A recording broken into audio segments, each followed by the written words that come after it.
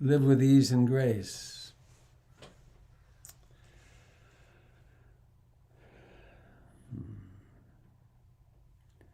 And so we're breathing in great ease.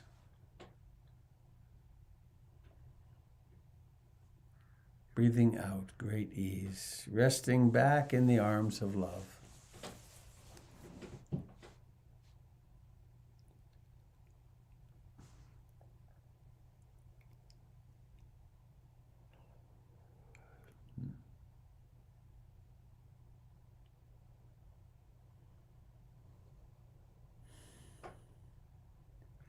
And so it is that we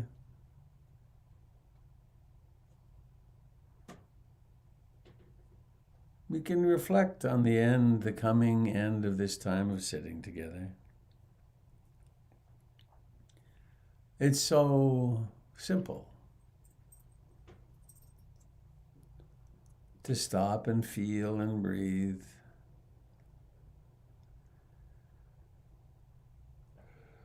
To be alive.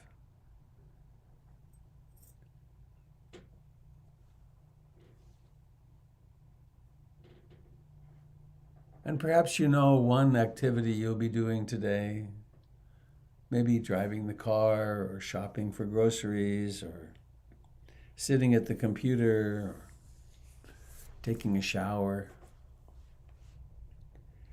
taking care of children.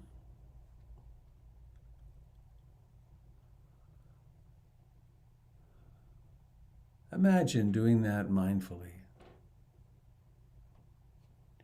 Remembering to remember to be here in the present moment.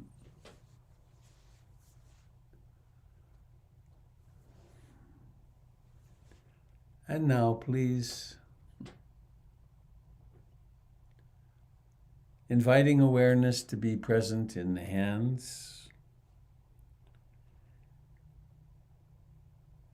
in the throat, in the cheeks, in the eyes. And then inviting the eyes to open. Notice that you do this by an intention, an effort of will. And let's remember to let them open as they open, being aware of seeing. Seeing.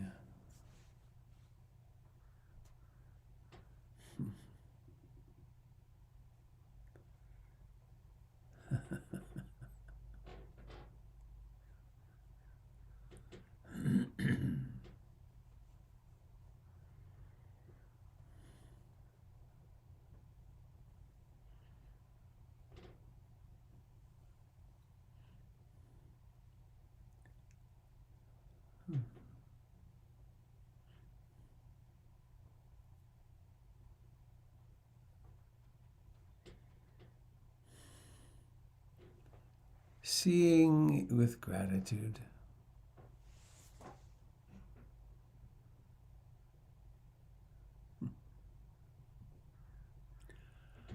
I have no idea how long the sound was gone. It just was gone for a while. Strange.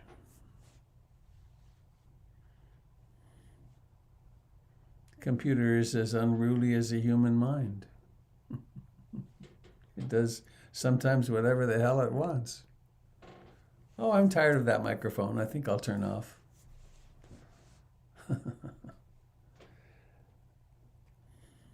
So, good morning, Darcy. I hope you're having a good walk. Inspiring to me. You're out there doing it.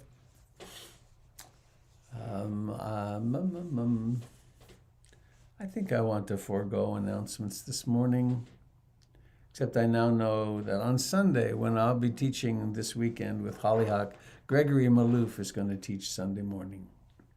And Jim will be there. I think Jim will be there as usual doing Qigong. So what's up with you?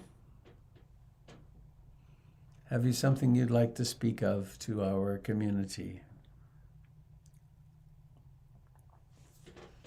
Maybe that'll work. Maybe it won't at my end. Who knows?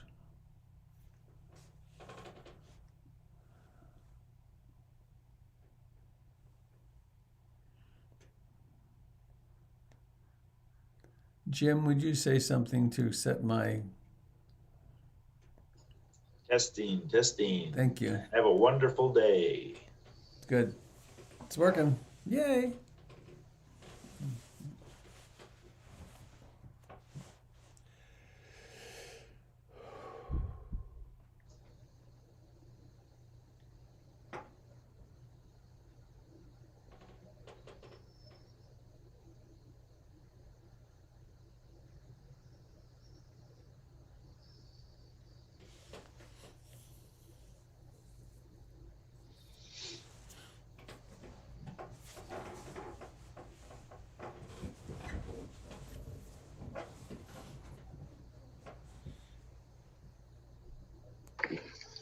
Good morning, Robert.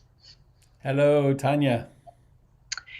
Hi there. I just want to ask a question in the practice with sexual energy. So, as I see it, human beings, we've been created to procreate. And also in my studies, that it is the strongest desire because it's to survive.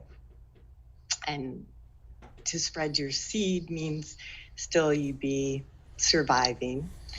So do they have specific meditation practices to deal with that? And I also know that Vajrayana deals a lot more with incorporating sexual energy into practice. Could you speak a little bit about that?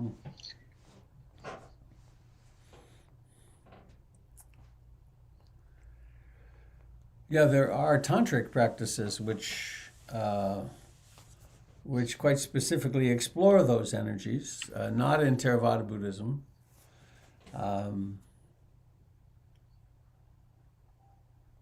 The primary tool for dealing with anything, of course, always, endlessly, is mindfulness. To notice to notice an energy, a thought, a perception, a memory, whatever, to notice it and realize that it is anicca, dukkha, and anatta. To be looking for the three characteristics of existence in it.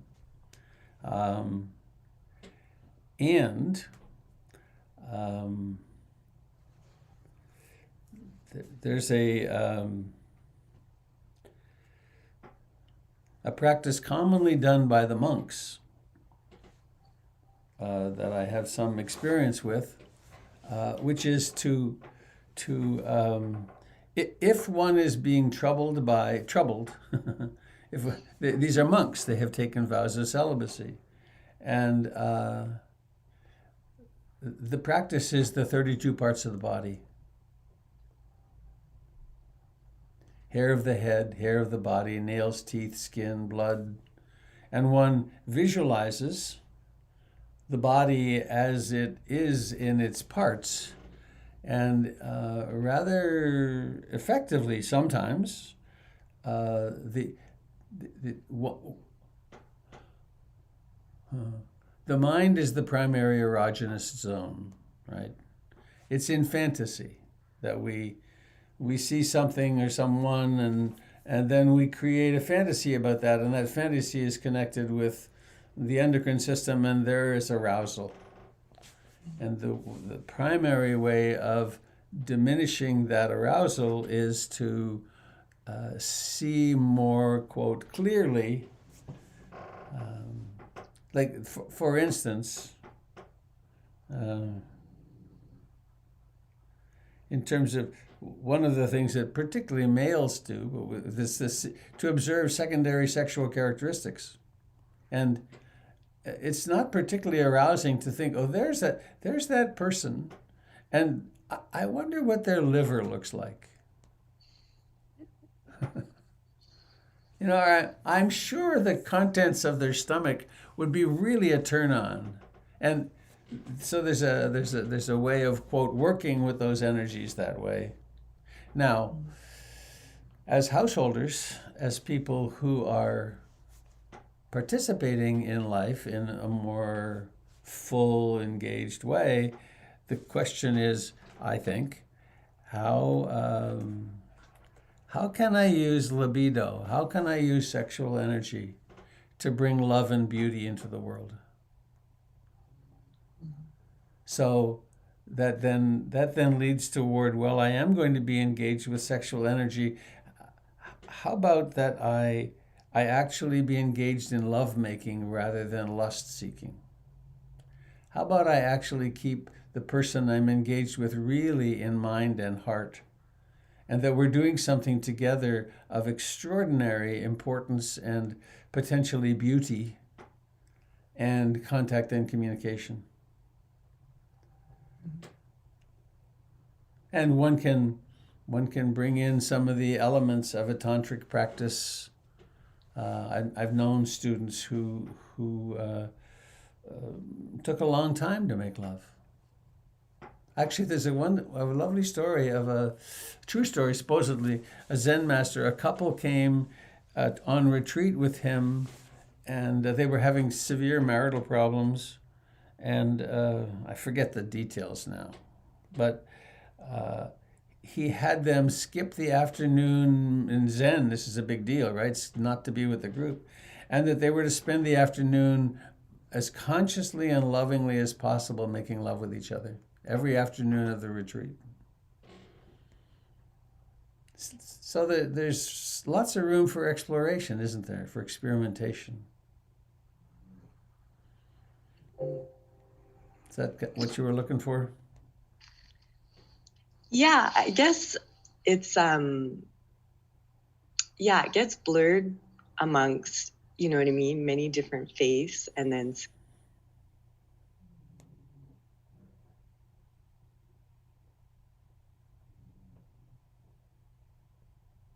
You froze. I hope it's not me. No, for once. Sorry to lose you, Tanya. Oh.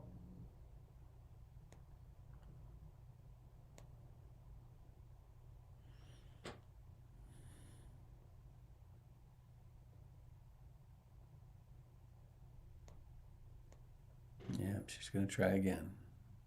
Oh, there she is. Hi, Tanya.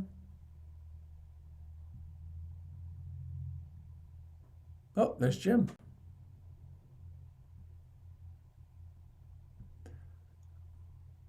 Well, let's go on, and hopefully Tanya can tune back in.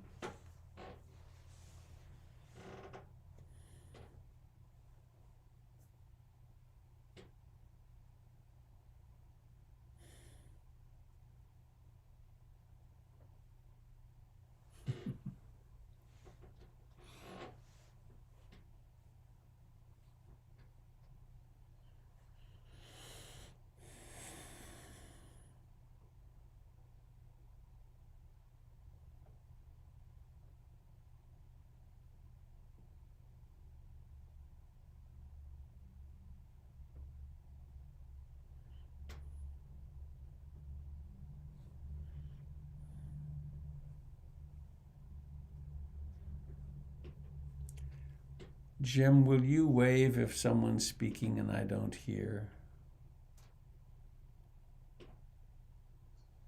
Okay, it's not been a problem except for on the chat. It looks like from 7:39 to 7:40, people couldn't hear you. But, that was all. Oh, good. Huh. Yeah, that's the way it looked on the chat. I don't know. Great. Thank you, Steve. I got the message from your waving.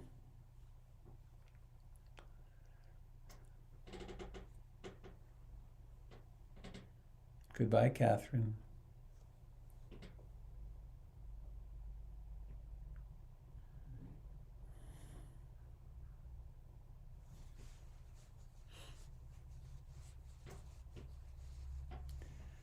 I have a friend, some of you know him. His name is Mark Keene.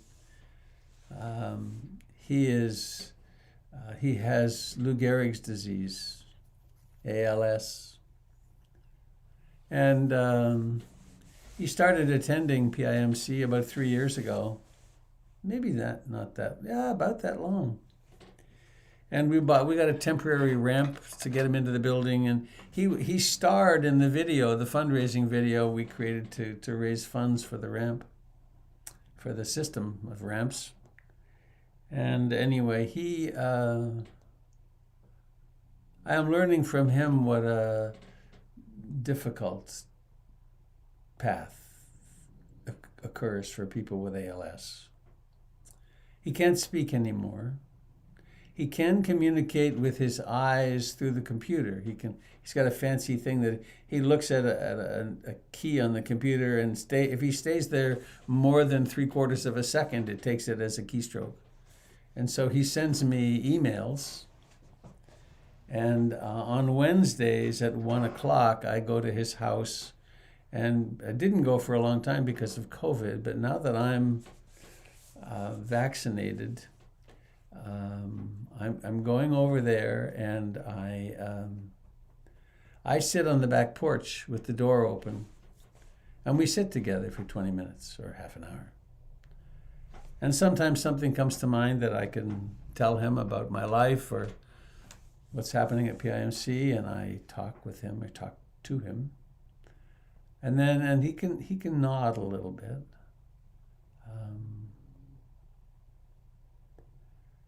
But who would think that saliva becomes such a big problem? The saliva gets very thick and he chokes. And he wears a thing on his chest so he can lean forward and spit saliva. But it's quite something to be. I feel teary as I talk about it. To be present with a friend as they become more and more isolated. And here's a little girl, beautiful little girl, Nisi. We, about 2 years ago, I don't know how long ago, a while ago, I took my camera equipment over there, and we created birthday greetings for her next 5 birthdays, and then we skipped. Anyway, there's about 10, as long as 5 or 7 minute messages from him for her birthdays up until her 21st birthday. Quite something.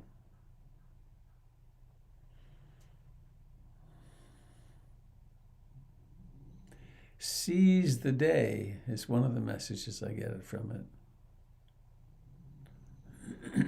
This is the moment of our life.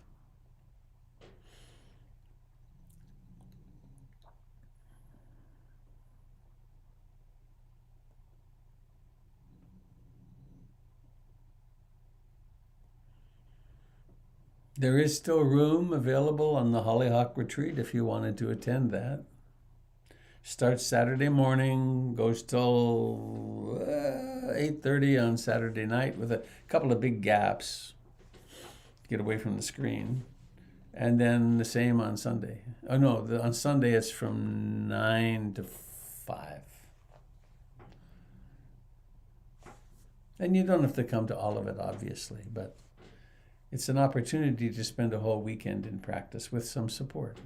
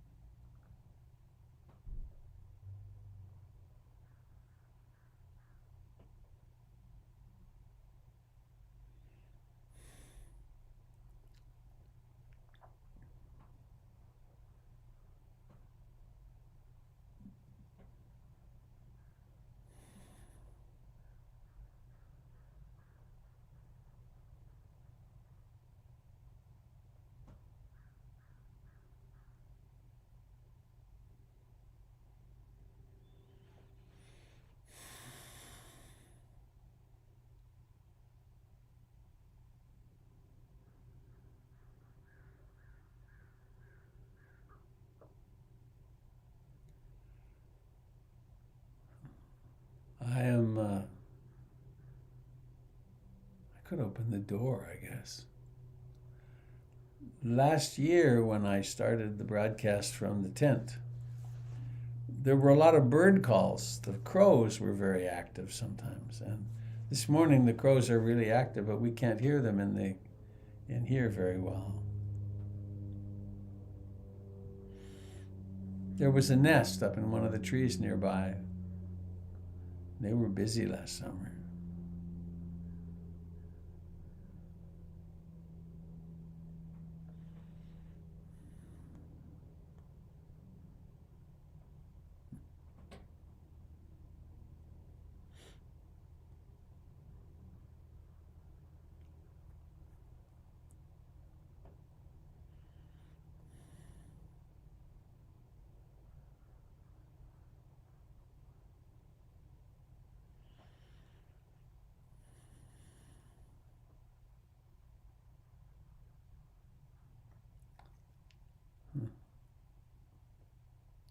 Hello, Tim. Hey, Robert. Hi, everybody. That made me think of a couple of things. There's a little tiny bird called, I think the right name is a bush tit, and it's just about the size of a ping pong ball, and they're gray. They come in a whole flock, and they're real, they come through the bushes like 12 at a time, or a bunch at a time. And I just saw those the last couple of days for the first time this year, right after the freeze. And I thought, I think they eat little tiny bugs. And I thought, well, God, what are you finding to eat? But they apparently were. And that was kind of a nice, well, it's still snow all over the place, but there's these little signs of spring. Mm-hmm. And when I was walking the dog yesterday, I saw for the first time this year quince flowering. They're kind of a favorite of mine. They're kind of a old-fashioned orangish pink, really pretty color. First ones of the year that I saw this year, these quince. It was kind of nice. There's a little pink flower that smells really good. If anybody can remember the name of it. Daphne, right. Hang on. I came across, at my friend's house, there was one little blossom was out, and it was like, oh, it's spring! We're safe. It's going to happen again. Oh, and what are they called? We have a daffodil in our front yard and a crocus, two croci. Sorry to those of you up in the frozen north. It's not happening there, I know. It's not happening in the Yukon, I know. Haven't seen Jill in a few days. Or Mary. We're starting to hear the Pacific chorus frogs up here in the frozen northwest Washington. What are you hearing? The chorus frogs, the tree frogs. Oh, cool. Their breeding song. Just one. Right. There they are, being reproductive. I'm here. Well, friends, shall we call it a morning? Head off into our journey of the day. Let's sing to each other as we go. Please unmute yourself if you... Okay. Ready? May all beings be happy. May all beings be happy. May all beings be happy. Sadhu, sadhu, sadhu. Goodbye, friends. Have a lovely day. Mwah. Enjoy the sunshine. I got to go right away here. I got a call from the contractor Hi. at the center. Bye bye.